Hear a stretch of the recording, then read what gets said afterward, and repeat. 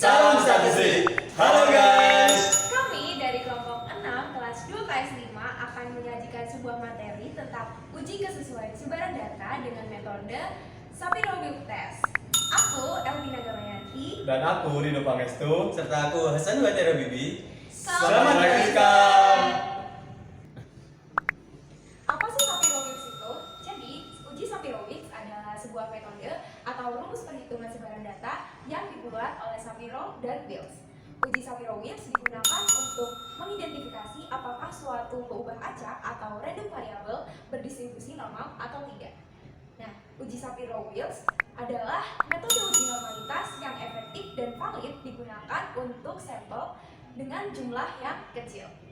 Kemudian, syarat dari uji Sapir-Whorf yang pertama yaitu data berskala interval atau rasio untuk data kuantitatif. Kemudian yang kedua, data merupakan data tunggal atau data yang belum dikelompokkan dalam tabel distribusi frekuensi. Dan yang terakhir, ada data dari sampel yang random atau acak. Kemudian ada prosedur pengujian. Nah, yang pertama kita harus menentukan hipotesis. Nah, hipotesis nolnya adalah populasi berdistribusi normal dan hipotesis alternatifnya yaitu populasi tidak berdistribusi normal. Kemudian yang kedua, tentukan tingkat signifikansi atau alfa. Nah, yang ketiga, data diurutkan dari yang terkecil hingga terbesar, kemudian dibagi menjadi dua kelompok untuk dapat dikonversi dalam Sapir-Whorf. Nah, yang keempat, kita akan menghitung statistik uji dari Sapir-Whorf. D3 sama dengan 1 per D kali sigma I sama dengan 1 sampai N dari AI kali X N min I plus 1 min XI dikuadratkan, di mana D sama dengan sigma I sama dengan 1 sampai N dari XI min X bar dikuadratkan, dengan AI merupakan koefisien dari tabel Sapir-Whorf. Kemudian X N min I plus 1 adalah data ke N min I plus 1 dan XI adalah data ke I. Kemudian X bar sama dengan rata-rata data. Kemudian yang kelima, kita akan menghitung signifikansi ujinya. Signifikansi uji dibandingkan dengan tabel Sapir-Whorf untuk dilihat posisi nilai probabilitasnya atau p-value-nya. Jika p-value lebih dari sama dengan alfa, maka terima hipotesis nol. Jika p-value kurang dari alfa, maka kita akan menolak hipotesis nol. Selanjutnya ada contoh soal. Berdasarkan data usia sebagian balita yang diambil dari sampel secara random dari Posyandu Mekarsari-Wetan sebanyak 24 balita, didapatkan data sebagai berikut. Selidikilah data balita tersebut. Apakah data tersebut diambil dari populasi yang berdistribusi normal pada alfa 5%? Baiklah, setelah di sesi sebelumnya sudah dijelaskan mengenai materi dasar dari uji Sapir-Whorf. Selanjutnya kita akan bahas mengenai bagaimana implementasi Sapir-Whorf di dalam software RStudio ini. Nah, di sini sudah disajikan ada 3 bagian yang akan kita bahas, yaitu ada import file, kemudian ada bagian function Sapir-Whorf, dan yang terakhir adalah contoh kasus seperti yang sudah dijelaskan PPT. Nah, yang pertama adalah import file. Di sini ada 2 file yang akan diimport. Yang pertama adalah koefisien tes Sapir-Whorf, atau di dalam rumusnya dinotasikan dengan AI. Bentuknya seperti ini, dimana ini akan menyesuaikan dengan panjang data yang dibutuhkan. Kemudian data import kedua adalah data p-value. Data ini akan menentukan batasan-batasan p-value yang mungkin akan menjadi range p-value tersebut berdasarkan T3 yang kita dapatkan. Nah, berikutnya akan kita masuk ke bagian function Sapir-Whorf. Di sini sudah disajikan dengan nama Sapir-Whorf test. Function dengan parameter data dan alpha null. Alpha null ini digunakan untuk default alpha. Jika alpha tidak diisi, maka alpha akan di default dengan angka 0,05. Nah, selanjutnya akan ditentukan banyaknya data dengan menggunakan fungsi length data, di mana ini akan menentukan rule validasi yang dibutuhkan. Karena Sapir-Whorf test hanya berlaku untuk data berukuran kecil dan minimal ada 2 data, maka di sini kita buat 2 iterasi. Jika n kurang dari 2, maka akan muncul jumlah data berkurang dari 2. Jika n lebih dari 50, maka akan jumlah data terlalu besar. Kemudian langkah selanjutnya adalah kita harus mengurutkan data. Ingat bahwa subprobabilitas adalah mencari selisih data maksimum dengan data minimum dan begitu selanjutnya. Maka yang harus dilakukan adalah mengurutkan datanya, kemudian menghitung variabel D, di mana variabel D itu didapat dari X bar min X, kemudian dikuadratkan.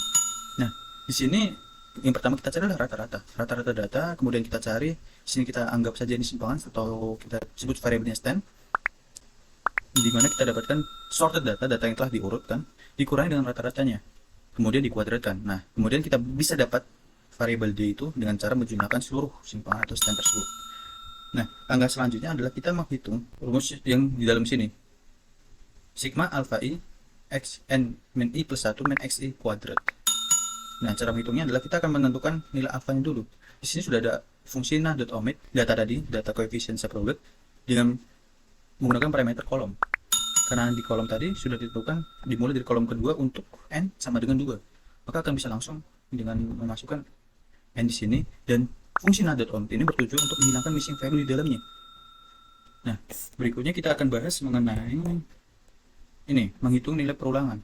Ini bertujuan untuk menghitung berapa kali perulangan yang kita butuhkan untuk mencari selisih antara nilai maksimum dan nilai minimumnya. Nah, jika n modulo, di sini persen itu adalah modulo, sama dengan 0, artinya jika bilangan itu genap, maka perulangan yang dilakukan adalah n per 2. Jika modulo 1, n modulo 2 sama dengan 1 atau bilangan ganjil, maka kita akan perlu kurangi 1 dan kemudian baru dibagi 2, atau bisa sederhananya pembulatan ke bawah. Kemudian kita baru akan membuat hitungan baru untuk menentukan nilai dari si yang di dalam kurung ini. Nah, caranya adalah kita akan membuat suatu kolom baru dengan nama jumlah selisih. Nah, kemudian perulangan kita mulai dengan I, di mana I adalah 1 sampai dengan P. P adalah perulangan yang tadi. Di sini adalah jumlah selisih sama dengan C, jumlah selisih. Kemudian akan ditambahkan data dari sorted data ke n min I plus 1 atau data ke n kali ini. Kalau kita mulai dari 1, data maksimum dikurangi sorted data I atau sorted data 1. Kemudian berulang sampai seluruh data sudah terakses.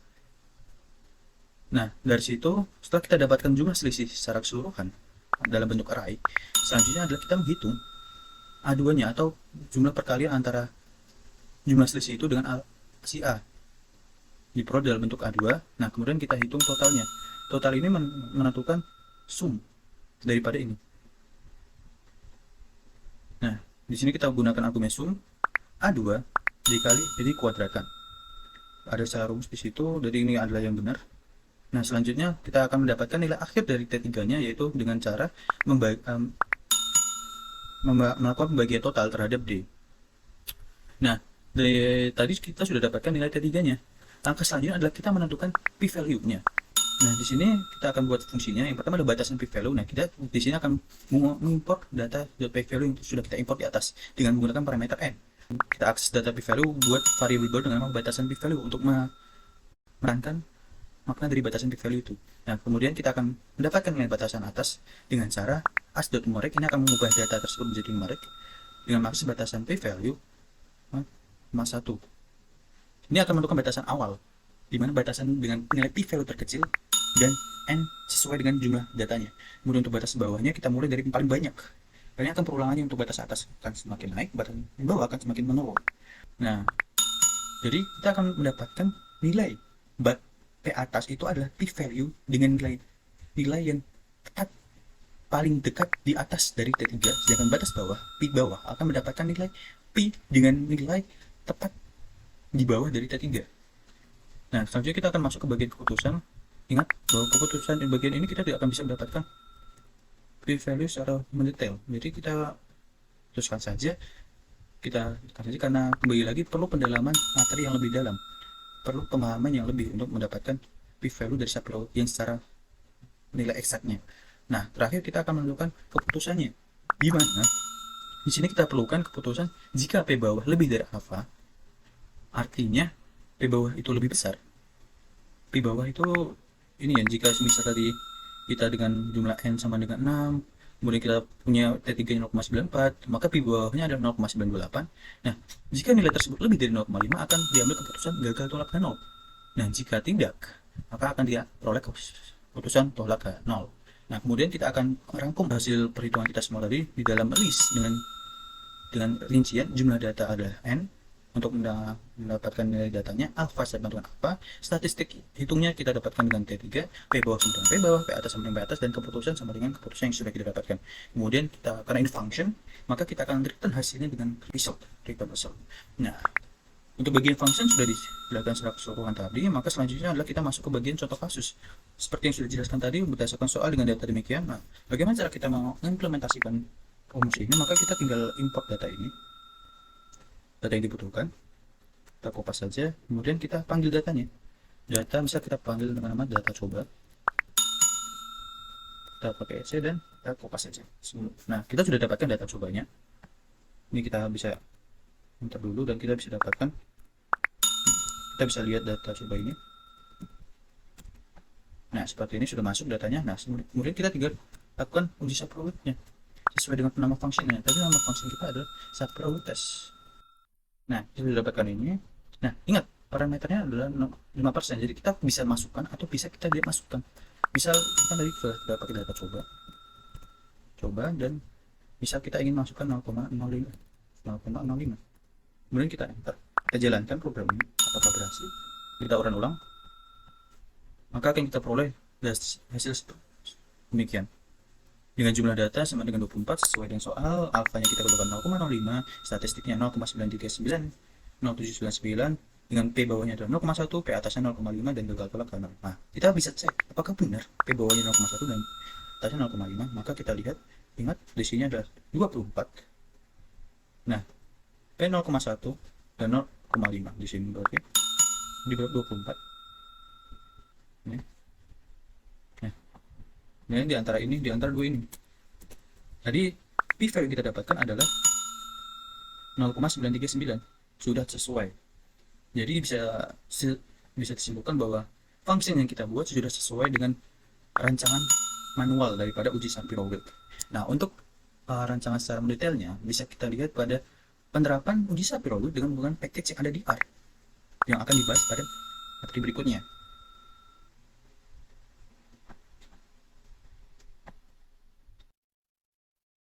Oke, selanjutnya kita akan melakukan uji kenormalan data dengan menggunakan package fungsi Shapiro test. Caranya ini lebih mudah daripada sebelumnya. Pertama-tama kita install dulu package dplyr-nya. Karena aku udah install jadi nggak perlu install lagi. Yang kedua kita panggil aja langsung library dplyr. Setelah kita panggil, kita bisa langsung inputkan contoh data soal tadi dan langsung kita panggil aja fungsi Shapiro.test dan masukkan data soalnya. Lalu kita jalankan aja. Nah, didapat nilai uji Shapiro.test-nya sebesar 0,94019 dan p-value 0,1648. Berarti dapat kita simpulkan bahwa data soal ini berasal dari distribusi normal karena p-value-nya lebih besar dari 5%. Selanjutnya kita bandingkan nilai data yang kita dapat menggunakan rumus manual dengan yang ada di Shapiro-Wilk. Di rumus manual kita dapat nilai f-statistiknya sebesar 0,9390. Sedangkan menggunakan fungsi Shapiro test kita mendapatkan nilai b-nya sebesar 0,94019. Nah, jadi di sini terdapat sedikit perbedaan sebesar 0,001. Tapi walaupun ada perbedaan itu nggak terlalu berpengaruh ya karena sangat kecil. Jadi untuk kesimpulannya tidak berubah, value lebih dari 0,05, maka dapat disimpulkan bahwa data ini berasal dari distribusi yang normal.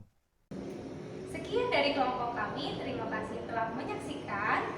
Bye.